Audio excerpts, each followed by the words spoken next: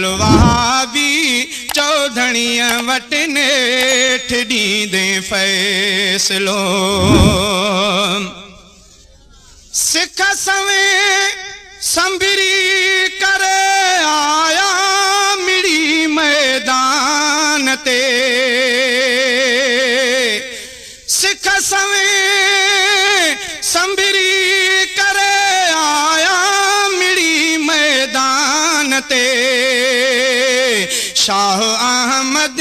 खुद असांजो फौज लश्कर सां विढ़ियो हैफ थी दुश्मन हज़ारे थो चवें तो कुछ न क्यों 18वीं सदी ईसवीअ में थिया मुग़ल तबाह 18वीं सदी ईसवीअ में थिया मुग़ल तबाह बद अखलाक़ीअ जे करे थी क़ौम सॼी बेराह कावड़ी जी हिन क़ौम ते वियो भारी बेपरवाह मुसलमाननि जे मथां कई गंदनि क़ौमुनि काह खाइन सुबुह शाम पिया मिरन जो ई माह निचूड़े पंजाब जो पिया सिखा कढनि साह ओभर खां अंग्रेज़ ई पिया कंदा अचनि का लाडर मंटूले कई ॿिया लुफंगा हुया लाह उते सैयद अहमद शाह निकतो नारो हणी सिख सवें संभरी करे आया मिड़ी मैदान ते शाह अहमद खुद असांजो फौज लश्कर सां विढ़ियो हैफ थी दुश्मन हज़ारे थो चवें तो कुछ न क्यों भलवाबी चौधड़ीअ वटि नेठ ॾींदे फ़ैसिलो पढ़ वका बासुबाला कोट जो पो ॾिस वञी रत सुको थी कोन मुंहिंजे शाह इस्माइल जो रावी हिकिड़ो थो लिखे मंझ वका अंदर रावी हिकिड़ो थो लिखे मंझ वका अंदर बी बालाकोट में मूं ॾिठो पे मंज़र अॻियों अहमद शाह हो ऐं कढ सॼो लश्कर शाह इस्माइल भी पियो वरतियूं अचे भर साम्हूं सिखनि जे वञनि पिया नारा हणंदा नर लश्कर गंढिया पाण में पोइ वठो तीर तबर ॿई शेर शहीद थिया कुझु क़बिल वक़्तु ज़ुहिर अहिड़नि मुड़सनि खे बिदती तूं कोठे थो काफ़िर को रोज़े महशर हूंदी वाह गुरु वात में नारे तकबीर नारे तकबीर उलमाए हक उलमाए जाबर उलमाए हक उलमाए जाबर नारे तकबीर पढ़ो अकाब सुबाला कोट जो पो ॾिस वञी रत सुको थी कोन मुंहिंजे शाह इस्माइल जो हैफ थी दुश्मन हज़ारे थो चवें तो कुछ न क्यों मंजूर तारीख़ में ही आहिनि लफ़्ज़ आया मंजूर तारीख़ में ही आहिनि लफ़्ज़ आया फरमाए तो लखनवी मीर अमानुल्लाह खान शाह इस्माइल के मुंह ॾिठो बर मैदान सिरत सैयद के हुजे का टोपी पटको कान साम्हूं सिखनि जे हणे पियो गोॾा खोड़े कान सिरत सैयद के हुजे हिकु गोलीअ जो बि निशान हेठां ॾाढ़ी शेख जे पियो वहे रत रवां शेरनि जा फर्ज़ंद बि ख़ुदि हूंदा आहिनि शेर जवान हू पोटो हो शाह वलीउल्लाह जो दौर पंहिंजे में बुखारी हैदरी नारो हणी शेर मुंहिंजो शाह साहब कादियानिन सां लड़ियो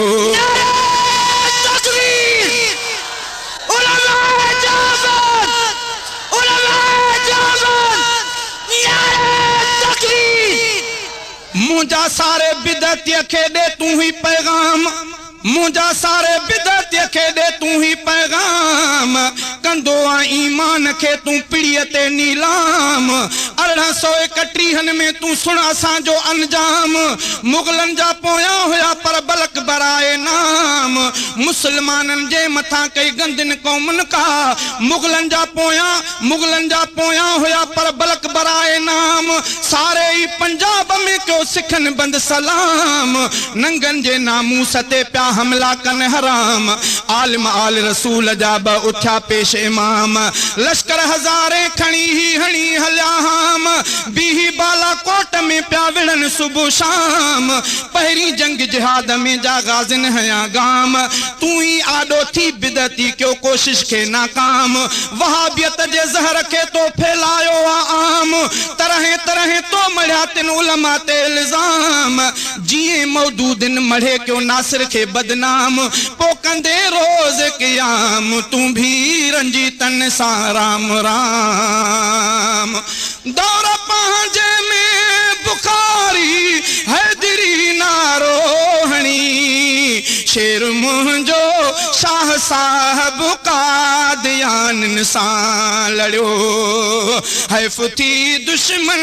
हज़ारे थो चवे तो कुछ न कयो भलवा भी चौधणीअ वटि नेठ ॾींदे फ़ैसिलो सिंध मुंहिंजी अजा थिया रहबर वॾा जलावतुल खुद उबैदुल्लाह सिंधी रूस काबुल में रहियो खुद उबैदुल्लाह सिंधी रूस काबुल में रहियो हैफ थी दुश्मन हज़ारे थो चवे तो कुछ न कयो भलवा भी चौधणीअ वटि नेठ ॾींदे फ़ैसिलो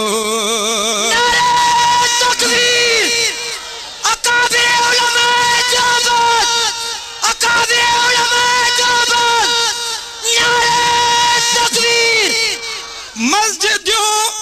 वांदड़ बिरेजुन में बिहारियूं अबुल हसन मस्जिदियों वांदड़ बिरेजुन में बिहारियूं अबुल हसन अजु तलक अमरोट जे भरसां थई साबित खड़ो हैफ थी दुश्मन हज़ारे थो चवे तो कुछ न कयो मुंह मुंडे कर बिदती सुन दई होश ध्यान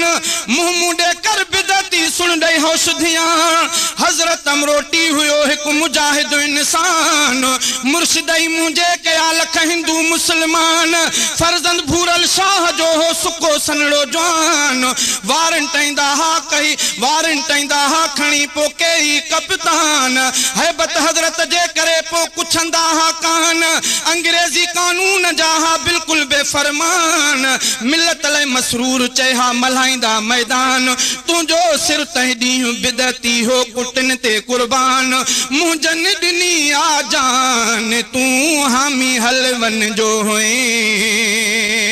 नारे तकबीर सब गजी करे नारे जो जवाब दियो नारे तकबीर उलमा